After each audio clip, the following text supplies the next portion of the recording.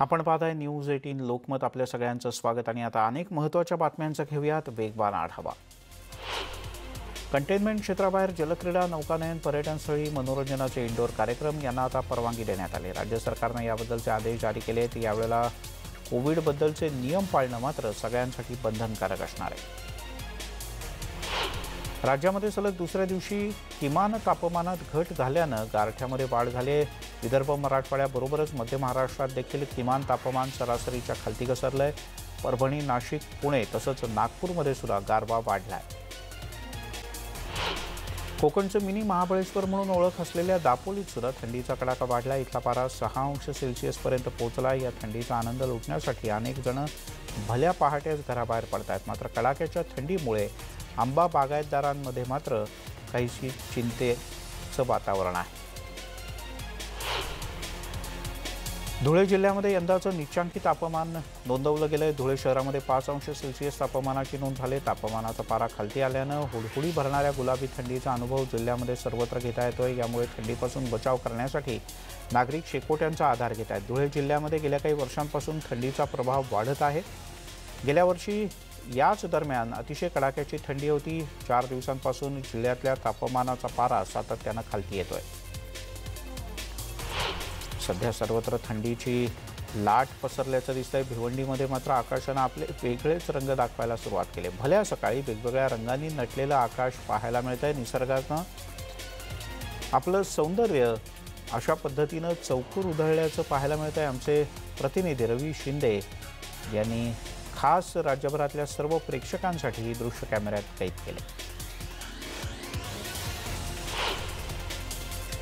आज राष्ट्रीय कृषी दिन आहे. या निमित्तानं राष्ट्रवादीचे अध्यक्ष शरद पवार यांनी एक ट्विट केलं. अर्थव्यवस्थेचा महत्त्वाचा घटक असलेल्या बळीराजाचा उचित सन्मान झाला पाहिजे, ही आपली प्राथमिक जबाबदारी आहे. पण आज दुर्दैवानं देशाच्या शेतकऱ्याला त्याचे हक्क आणि मागण्यांसाठी आंदोलन करावं लागतंय. देशाच्या बळीराजाला न्याय मिळावा हीच राष्ट्रीय शेतकरी दिनाच्या निमित्तानं सदिच्छा व्यक्त करतो, असं ट्विट शरद पवार यांनी केलं आहे. राज्यात येत्या 15 जानेवारीला होणाऱ्या ग्रामपंचायतींच्या निवडणुकांसाठी तयारीला सुरुवात झाली आहे. आजपासून उमेदवारी अर्ज दाखल करायला सुरुवात झाली आहे. 30 डिसेंबरपर्यंत मतदान तसंच उमेदवारी अर्ज आपल्याला दाखल करता येतील. राज्यातील 14,234 ग्रामपंचायतींसाठी 15 जानेवारीला मतदान होणार आहे. रात्रीच्या संचारबंदीमुळे हॉटेल आणि उपाहारगृह चालकांच्या चिंतेमध्ये वाढ झाली. नुकतंच सावरू लागलेल्या व्यवसायाला मोठा फटका बसण्याची शक्यता संघटनांनी व्यक्त केली आहे. संचारबंदीमुळे नाताळ आणि वर्षाअखेरीच्या काळातील व्यवसाय कमी होऊन दिवसाला सुमारे 50 कोटींची उलाढाल कमी होण्याची शक्यता व्यावसायिक व्यक्त करतात. मुंबई उपनगरीय रेल्वे स्थानकातील सरकते जिने बंद ठेवण्यात आले होते. यामुळे प्रवाशांची मोठी गैरसोय होत होती. यामुळे आता अखेर ज्या रेल्वे स्थानकात मेल एक्सप्रेस गाड्यांना थांबा आहे त्या स्थानकातील सरकते जिने सुरू करण्याचा निर्णय रेल्वे प्रशासनानं घेतला आहे. असे सरकते जिने बंद झाल्यानं नागरिकांची मोठी कुचंबणा होत होती आणि सातत्यपूर्ण टीका झाल्यानंतर रेल्वेनं आपला निर्णय बदलला. लोकलमध्ये महिला प्रवाशांची सुरक्षा आणि समस्यांचं निराकरण करण्यासाठी मध्य रेल्वे सुरक्षा दलानं स्मार्ट सहेली नावाची योजना राबवण्याचा निर्णय घेतला. या योजनेच्या माध्यमातून महिलांसाठी व्हॉट्सॲप समूह हे तयार करण्यात येत आहेत. काही महिला प्रवासी स्वयंसेवी संस्था, प्रवासी संघटना, महिला सुरक्षा कर्मचाऱ्यांना घेऊन 84 व्हॉट्सॲप समूह स्थापन केले जातील, अशी माहिती मध्य रेल्वेनं दिली. झोपडपट्टी पुनर्विकास योजना वेगानं मार्गी लागावी यासाठी प्रयत्नशील असलेल्या प्राधिकरणानं आता रखडलेल्या योजनांचा आढावा घ्यायला सुरुवात केली. यासाठी प्राधिकरणाच्याकडे प्रस्ताव दाखल झाले आहेत. परंतु परिशिष्ट 2 म्हणजेच झोपडपट्टीधारकांची पात्रता यादी जाहीर करण्यात आलेली नाही. अशा 533 योजना असल्याचं निष्पन्न झालं. या योजनांचा आढावा घेऊन त्या कार्यान्वित करण्याचे आदेश गृहनिर्माण मंत्री जितेंद्र आव्हाड यांनी दिले. नाताळची सुट्टी आणि शनिवार रविवार अशा लागून सुट्ट्या आल्यामुळे बँका 3 दिवस बंद असणार आहे. त्यामुळे बँकांची कामं ही गुरुवारपर्यंतच उरकून घ्यावी लागतील. म्हणून ज्यांना बँकांशी निगडीत कामं आहेत त्यांनी ती आज आणि उद्यामध्येच पूर्ण करणं आवश्यक आहे. भाजपचा महत्त्वाकांक्षी मराठवाडा वॉटर ग्रीड प्रकल्प गुंडाळून आघाडी सरकारनं मराठवाड्याच्या जनतेवर मोठा अन्याय केला आहे. या योजनेमुळे मराठवाड्यातील उद्योगाला, शेतीला आणि सर्वसामान्य जनतेला पिण्याच्या पाण्याची मोठी सोय होणार होती। दरम्यान विद्यमान महाविकास आघाडी सरकारनं राजकारण करत तपासणीच्या नावाखाली 1 वर्ष ही योजना थंड्या बस्त्यात गुंडाळली होती आणि आता ती पूर्ण गुंडाळण्याचा निर्णय घेतला आणि त्यामुळे भाजपचे नेते आणि माजी मंत्री बबनराव लोणीकर यांनी नाराजी व्यक्त केली। जळगाव जिल्ह्यातील बरणगाव इथे आज भाजपतर्फे बरणगावच्या 25 कोटी रुपयांच्या मंजूर झालेल्या पाणी योजनेचा शुभारंभ करावा, कामं त्वरित मार्गी लागावीत यासाठी आंदोलन करण्यात आलं। भाजपचे माजी नगराध्यक्ष सुनील काळे यांच्या नेतृत्वाखाली जलसमाधी आंदोलन सुरू झालंय। तीव्र शब्दात सरकारचा निषेधही करण्यात आला। मुख्याधिकारी करत असलेल्या दुटप्पी कामकाजाचा आणि कारभाराचा यावेळेला आंदोलनकर्त्यांनी निषेध केला। जोपर्यंत वर्क ऑर्डर निघून काम सुरू होत नाही तोपर्यंत हे आंदोलन सुरूच राहणार आहे। कोल्हापूर जिल्ह्याची जीवनदायिनी म्हणून ओळखली जाणारी पंचगंगा लॉकडाऊनच्या नंतर पुन्हा एकदा प्रदूषित व्हायला सुरुवात झाली। त्याचं चित्र इचलकरंजी शहराजवळच्या तेरवाड बंधाऱ्याच्या ठिकाणी पाहायला मिळतंय। दूषित झालेल्या पंचगंगा नदीतले लाखो मासे मृत्युमुखी पडले आहेत। इचलकरंजी शहरातील कारखानदारीचा फटका शिरोळ आणि हातकणंगले तालुक्याला बसतोय असाही आरोप होतोय। कारखान्यातील दूषित पाणी थेट पंचगंगेत सोडलं जातं असा नागरिकांचा आरोप आहे। जर हे प्रदूषण थांबलं नाही तर लॉकडाऊनच्या दरम्यान निर्मळ आणि स्वच्छ झालेली पंचगंगा पुन्हा एकदा काळी पडेल असं स्थानिकांना वाटतं। कोल्हापूर जिल्ह्यातील जयसिंगपूर शहरामध्ये तलवारीनं केक कापून वाढदिवस साजरा करण्यात आला होता। या प्रकरणी पोलिसांनी 3 जणांना अटक केली आहे। राहुल कांबळे, राहुल पवार आणि फकीरचंद पाथरवट अशी या तिघांची नावं आहेत। या टोळीची जयसिंगपूर परिसरात मोठी दहशत आहे। राज्य सरकारचा कल्याण डोंबिवलीतील 18 गावांच्या स्वतंत्र नगर परिषदेचा निर्णय उच्च न्यायालयानं फेटाळल्यानंतर भाजप आणि मनसेचे आमदार यांनी स्थानिक शिवसेनेवर जोरदार टीका केली आहे। भाजप आमदार गणपत गायकवाड यांनी शिवसेनेवर गंभीर आरोप केले। 27 गावांची नगर परिषद व्हायला हवी होती, मात्र 9 गावं राजकीय फायद्यासाठी महापालिकेत घेतली गेली। यामागे बिल्डर लॉबीचा हात असल्याचा आरोप त्यांनी केला। दुसरीकडे मनसे आमदारांनी सुद्धा सत्ताधारी शिवसेनेवर खरपूस टीका केली।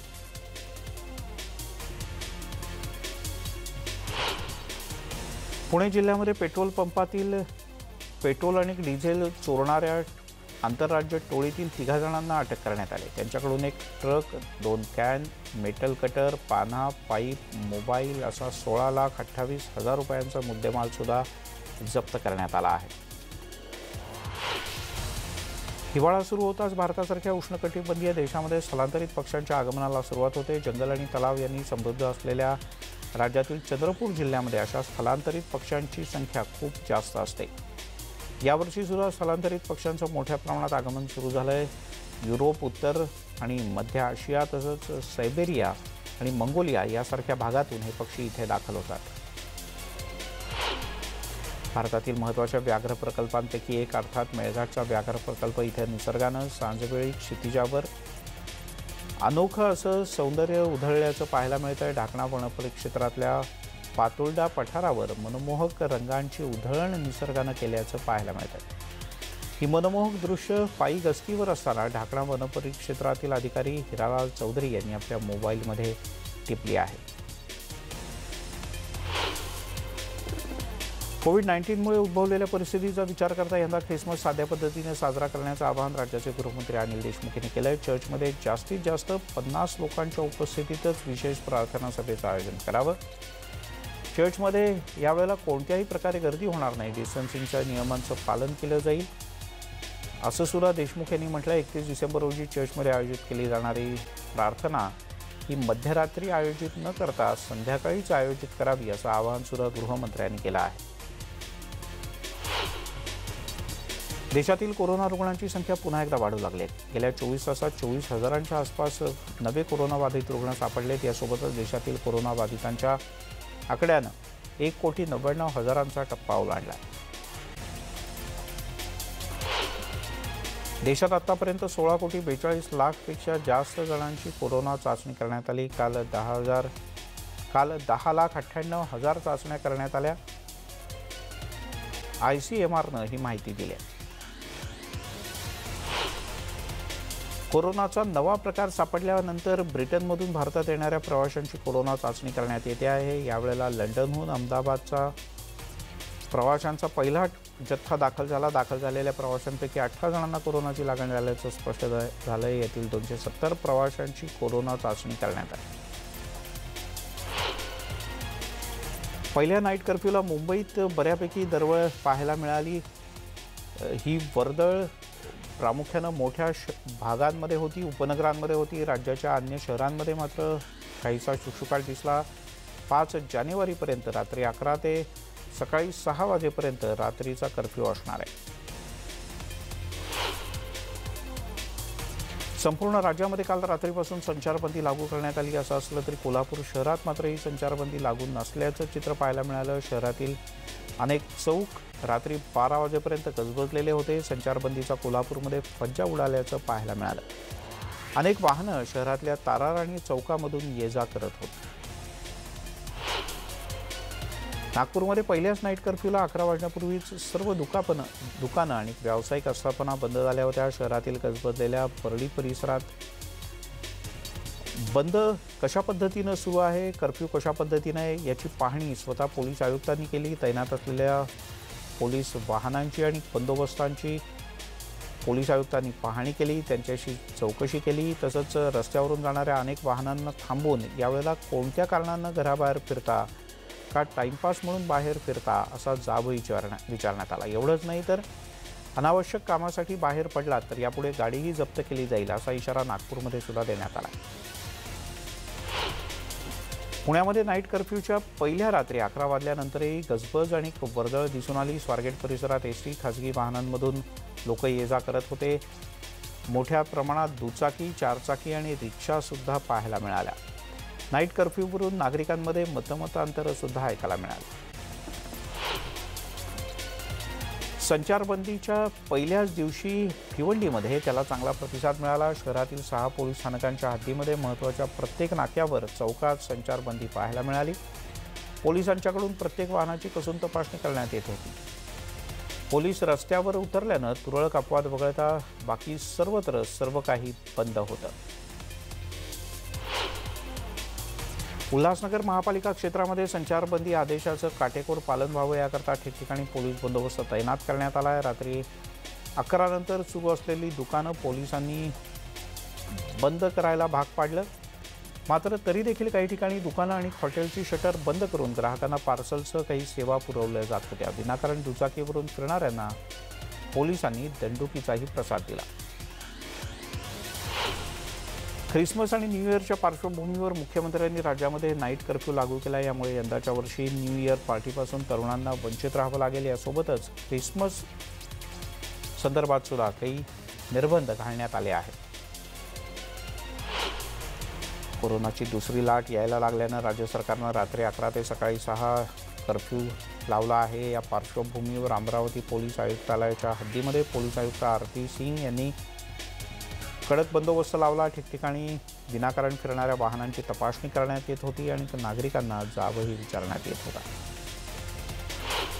राज्य शासनानं लागू केलेल्या रात्रीच्या संचारबंदीचं पालन पिंपरी चिंचवडमध्ये करण्यात आलं। शहरामध्ये मध्यरात्रीनंतर सुरू असणारी दुकानं आणि हॉटेल्स 11 वाजता बंद करण्यात आली। मात्र वेगवेगळ्या कंपन्यांमध्ये रात्री काम करणाऱ्या कर्मचाऱ्यांना संचारबंदीची कल्पना न दिल्यानं या कर्मचाऱ्यांना पोलिसांच्या अडवणुकीला सामोरं जावं लागलं।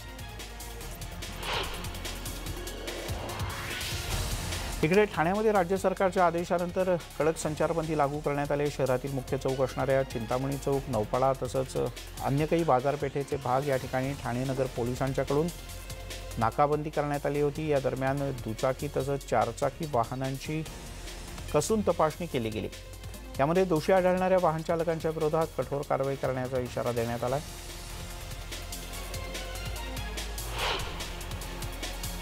दिल्ली हरियाणा सिंधू सीमेवर कृषी कायद्याच्या विरोधामध्ये शेतकऱ्यांचं आंदोलन अद्यापही सुरूच आहे। आंदोलनकर्त्यांनी यावेळेला सरकारला पुन्हा एकदा धारेवर धरलं। जी चिठ्ठी सरकारनं पाठवली आहे त्याचं उत्तर देण्यासाठी आम्ही तयार आहोत। आम्ही 24 तास बोलण्यासाठी तयार आहोत, पण सरकारच्या मनात खोट आहे अशा प्रकारचा आरोप पुन्हा एकदा आंदोलनकर्त्यांच्या वतीनं सरकारवर करण्यात आला। लॉकडाऊनमुळे गेल्या 9 महिन्यांपासून ओडिशा इथलं पुरीचं जगन्नाथाचं मंदिर बंद ठेवण्यात आलं होतं. मात्र आजपासून हे मंदिर भाविकांसाठी खुलं करण्यात आलं आहे. पहिल्या टप्प्यात केवळ पुरीच्या स्थानिक रहिवाशांनाच इथे प्रवेश दिला जाईल. यावेळेला कोरोनाच्या पार्श्वभूमीवर सर्व नियम पाळणं मात्र इथल्या प्रशासनाला बंधनकारक असेल. उत्तर प्रदेशमधल्या प्रयागराज इथल्या इफ्को प्रकल्पाच्या प्लांटमध्ये अमोनियाची गळती झाली. यामुळे 2 अधिकाऱ्यांचा मृत्यू झाल्याचं कळतं तर 14 जणांची प्रकृती गंभीर आहे. जवळच्या रुग्णालयात उपचारांसाठी दाखल करण्यात आलं. जखमींना या गॅस गळतीच्या नंतर आणखीन काही कठोर उपाययोजना करण्याचं आश्वासन प्रशासनातर्फे देण्यात आलं. मात्र गॅस गळती सुरू झाली तेव्हा मोठं गोंधळाचं वातावरण निर्माण झालं. 2 वर्षात 5व्यांदा असा गॅस गळतीचा प्रकार घडला आहे. पंजाबमध्ये सीमेवर सर्च ऑपरेशनच्या दरम्यान सुरक्षा दलाच्या जवानांनी AK-47 सह 30 काडतुसं जप्त केलेत. यावेळेला भारत आणि पाकिस्तानच्या सीमेवर 48 तास हे सर्च ऑपरेशन सुरू होतं. पश्चिम बंगालमध्ये उत्तर 24 परगणा इथे भाजप कार्यकर्त्यांची भर दिवसा गोळ्या झाडून हत्या करण्यात आल्याची धक्कादायक घटना समोर आली. या कार्यकर्त्याच्या हत्येनंतर भाजपनं ट्विट करत TMCवर थेट हत्येचा आरोप केला आहे. उत्तर प्रदेशातल्या आग्रा इथे रोड अपघातानंतर एका 4 चाकीला भीषण आग लागली. या आगीमध्ये 5 जणांचा जागीच मृत्यू झाला. दरम्यान मिळालेल्या माहितीनुसार या 4 चाकीनं यमुना एक्सप्रेस वेवर एका कंटेनरला जोरदार धडक दिली होती. यानंतर ही आग लागल्याचं कळतं. केरळची राजधानी तिरुवनंतपुरम इथे एका कारला अचानक आग लागली. धूर येत असताना पाहिल्यानंतर कारमधील 2ही जण बाहेर पडले. सुदैवाने या घटनेत कोणतीही जीवितहानी झालेली नाही. आगीचं नेमकं कारण समजू शकलेलं नाही. जम्मू काश्मीरचा विशेष दर्जा रद्द करण्यात आल्यानंतर यंदा पहिल्यांदाच झालेल्या जिल्हा विकास परिषदांच्या निवडणुकीच्या मतमोजणीला मंगळवारी सुरुवात झाली. रात्री उशिरापर्यंत मिळालेल्या माहितीनुसार 7 राजकीय पक्षांच्या गुपकर आघाडीनं 90 जागांवर विजय मिळवला आहे. तर त्यापाठोपाठ भाजप हा 70 जागांवर विजय मिळवून सर्वात मोठा राजकीय पक्ष ठरला आहे. काँग्रेसला 21 जागा मिळाल्या असून उशिरापर्यंत मतमोजणी होईल. ममता बॅनर्जी यांना आणखीन एक मोठा धक्का बसण्याची शक्यता आहे. ममता यांनी बोलावलेल्या राज्य मंत्रिमंडळाच्या बैठकीला 4 कॅबिनेट मंत्री दांडी मारणार आहेत.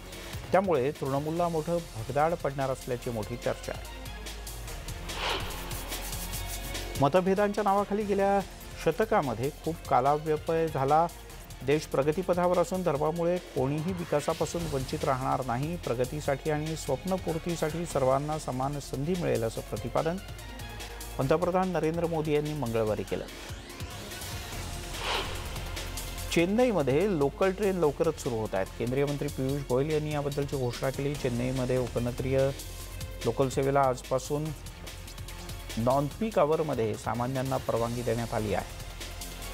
ज्या वेळा असतात गर्दीच्या त्या टाळून ही वाहतूक सुरू करण्यात येते. केंद्रीय कृषी मंत्री नरेंद्र तोमर यांनी पुन्हा एकदा शेतकऱ्यांना चर्चेसाठी आमंत्रित केलं आहे. मात्र दिल्लीच्या सीमेवर आंदोलन करणाऱ्या शेतकरी संघटनांनी केंद्राला प्रतिसाद दिलेला नाही. केंद्राशी बोलणी करून काही उपयोग होत नाही असं यांचं म्हणणं आहे. आंदोलन अधिक तीव्र करण्याचा इशाराही देण्यात आला. केंद्राच्या नियंत्रणावर कायद्यातले काही बदल पुन्हा एकदा सुचवले जाऊ शकतात आणि त्याचा विरोधक पाठपुरावा घेऊ शकतात.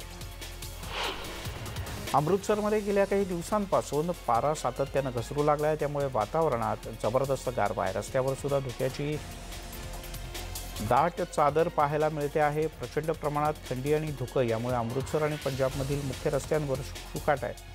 तर नेहमीप्रमाणे दिसणारी गर्दी मात्र दिसून येत नाही. दिल्लीचा पारा चांगलाच खालती आला आहे. दिल्लीमध्ये 4 डिग्री सेल्सिअस तापमानाची नोंद झाली. त्यामुळे झांसी रोड आणि अन्य काही परिसरात धुक्याची चादर पाहायला मिळते आहे. धुक्यातून वाट काढत वाहन चालकांना सकाळी 9 वाजता सुद्धा दिवे लावूनच प्रवास करावा लागतो. ओडिशातलं पुरीचं जगन्नाथ मंदिर अखेर भाविकांसाठी खुलं करण्यात आलं. पण सुरुवातीच्या टप्प्यात फक्त स्थानिक नागरिकांनाच इथे मंदिरात जाऊन दर्शनाची सवलत असणार आहे. मंदिराच्या पहिल्या टप्प्यात फक्त पुरीच्या रहिवाशांनाच प्रवेश दिला जाईल. यानंतर कोरोनाच्या पार्श्वभूमीवर सगळे नियम हळूहळू शिथिल होतील. पण कोरोनाच्या नियमांचं पालन करणं सुद्धा बंधनकारक असेल. मास्क, सॅनिटायझर आणि डिस्टन्सिंगचे नियम हे मंदिरात सुद्धा कायम राहणार आहेत. नोवाक जोकोविच, रॉजर फेडरर, राफेल नदाल आणि फ्रान्सिस टियाफोए हे यंदाच्या मोसमातील एटीपीच्या सर्वोच्च पुरस्काराचे मानकरी ठरले आहेत. जोकोविचनं सलग 6व्यांदा हा किताब पटकावलाय. त्याने यंदा ऑस्ट्रेलियन ग्रँड स्लॅम स्पर्धेच्या 8व्या जेतेपदासह 4 विजेतेपदं सुद्धा पटकावली आहेत.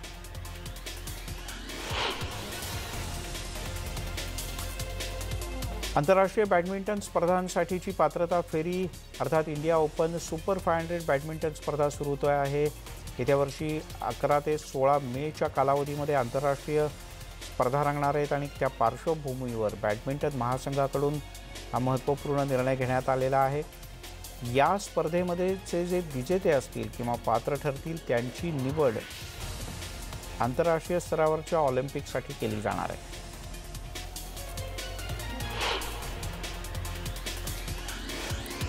स्टीव्ह स्मिथनं भारतीय संघाला एक महत्त्वपूर्ण सल्ला दिलेला आहे. पराभवातून सावरणं हे कोणत्याही खेळाडूसाठी अतिशय महत्त्वाचं असतं. क्वचितच खेळाडू भारताचे हताश होतात, पण उर्वरित मालिका दमदार करण्याचा त्यांचा प्रयत्न असतो. त्यांनी सातत्यानं प्रयत्न करावेत. यश त्यांना नक्की मिळेल आणि जिंकण्याच्या इराद्यानंच मैदानात उतरावं असा सल्लासुद्धा ऑस्ट्रेलियन फलंदाज स्टीव्ह स्मिथनं दिला. टोकियो ऑलिम्पिकच्या खर्चामध्ये 22% वाढ झाली आहे. टोकियोचं ऑलिम्पिक थेट 1 वर्षानं पुढे ढकलण्यात आलं आहे आणि यामुळे खर्चामध्ये प्रचंड वाढ झाली आहे.